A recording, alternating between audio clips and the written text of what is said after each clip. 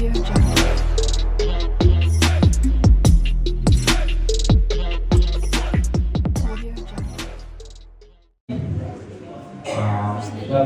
भक्तजन भनौँ अनि मानिसहरू सदैमा लासो ठाडोला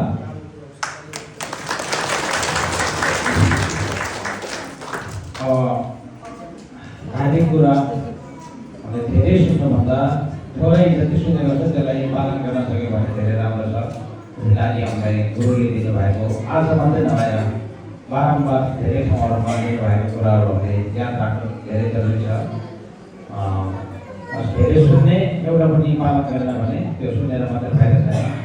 धर्मको शब्द सुनेकोमा केही मात्र त फाइदा त हुन्छ, मूर्ति देख्नाले मात्रै फाइदा हुन्छ, शब्द सुन्नाले मात्रै फाइदा हुन्छ, तर सुनेर पनि त्यसलाई पालन गरेर हामीले आफ्नो जीवनमा व्यवहारमा उतार्न सक्यौँ भने अनि धेरै राम्रो हुनेछ। अब धर्म भन्ने कुरा हामीले यता बुद्धको ग्रन्थतिर मात्रै लगाएर हुन त भगवान बुद्धको ग्रन्थ पनि हाम्रै मनलाई सुधार्नको लागि अथवा हाम्रै कर्मलाई सुधार्नको लागि भगवान बुद्धले यत्रो धेरै ग्रन्थ हुनेसम्मको वचनहरू दिनुभएको छ। बुद्धको वचन उपदेश हो। विशेष गरी हामीले सजिलोमा त्यो त धेरै छ, नपढ्न पनि जान्दैन है, पढेर पनि भ्याउँदैन भन्ने जस्तो हुन्छ हामीलाई। तर हामीले व्यवहारमा उतार्नको लागि चाहिँ छोटकाटमा चाहिँ हामीले आफ्नो शरीरलाई, मनलाई, वचनलाई अनि कन्ट्रोलमा राख्ने नै हामीलाई राम्रो हुन्छ। त्यो मध्येमा पनि त्यो तिनवटा शरीर, मन, वचन मध्येमा पनि मनलाई सबभन्दा पहिला हामीले कन्ट्रोल गर्ने कोसिस गर्यो भने अनि शरीर र वचनको काम चाहिँ त्यतिकै धर्ममा जान्छ। मनलाई कन्ट्रोल गर्नलाई हामीले पहिला अभ्यास छैन भने हामी गाह्रो छ है। हामीले अहिले व्यवस्था छ, हामी वास्तै गर्दैनौँ। आफ्नो मन कहाँ के भइरहेको छ भन्ने कुरा समाजमा लगाएपछि हामीलाई थाहा नहुने हो।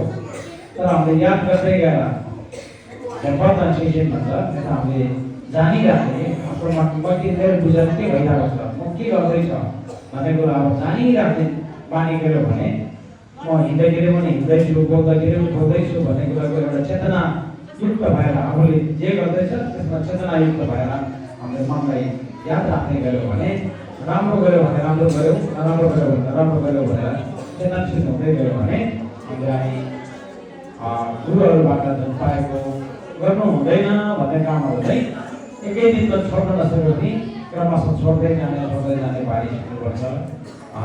गर्नुपर्छ अरे यो गर्नु भनेको चाहिँ एकै दिनमा सबै गर्न नसक्यो भने गर्दै जाने, सिक्दै जाने अभ्यास गर्यो भने एक दिन हामी छोड्नुपर्ने सबै छोडेर गर्नुपर्ने सबै गर्न सक्यो भने अनि हामीलाई हामीमा भएको अवगुणहरू, दोषहरू, क्लेशहरू सबै शुद्ध भएर हामी हामीमा हुनुपर्ने सबै कुराहरूले परिपूर्ण भएर हामी पनि बुद्ध जस्तै एउटा पवित्र व्यक्ति बन्न जानेछ।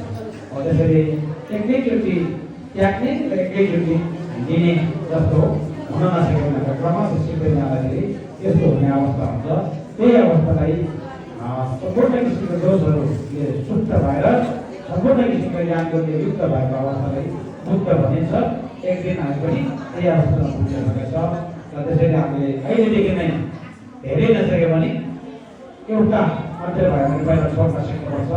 जुन अघि गुरुले भन्नुभएको जस्तै प्राणलाई त्याग्ने एक नम्बरमा है, त्यो चाहिँ हामीले त्याग्न छोड्यौँ भने त्यसको प्रतिफलमा चाहिँ हामी के पाउन सक्छौँ भन्दाखेरि प्राण हत्या त्याग्दाखेरि हामीलाई विगतको फलमा चाहिँ आयु लामो हुन्छ है।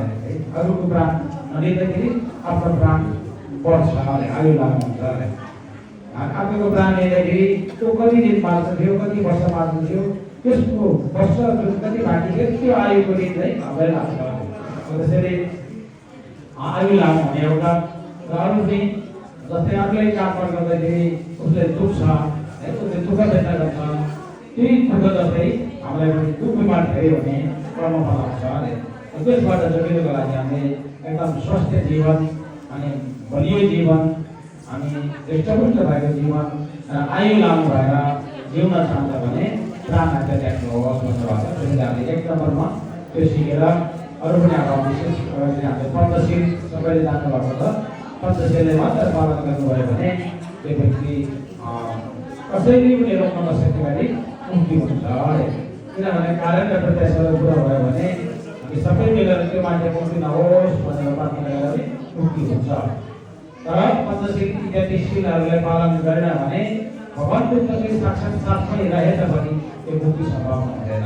हो त्यसैले हामी सुखीमय जीवन जिएर अन्तमा हामी पनि बुद्ध जस्तै सम्पूर्ण गुणयुक्त जीवन पाउन चाहन्छ भने भगवान बुद्धले अहिलेका हामीले आँखाले देख्ने बुद्धको रूपमा आउनुभएका गुरुहरूबाट जुन वचनहरू दिनुभएको छ त्यसलाई राम्रोसँग पालन गर्नुभयो भने पक्कै पनि हामी पनि बुद्ध जस्तै बन्न सक्दछ र विदित जीवन सुखमय जीवन जिएर अन्तमा हामी पनि मुक्ति हुनेछ भने हामीले पक्कै पनि विश्वास गर्न सक्दै हुन्छ। किनभने भगवान बुद्धले जुन भन्नुभएको कुराहरू बिना प्रमाण यत्तिकै अन्दाजमा भन्नुभएको छैन।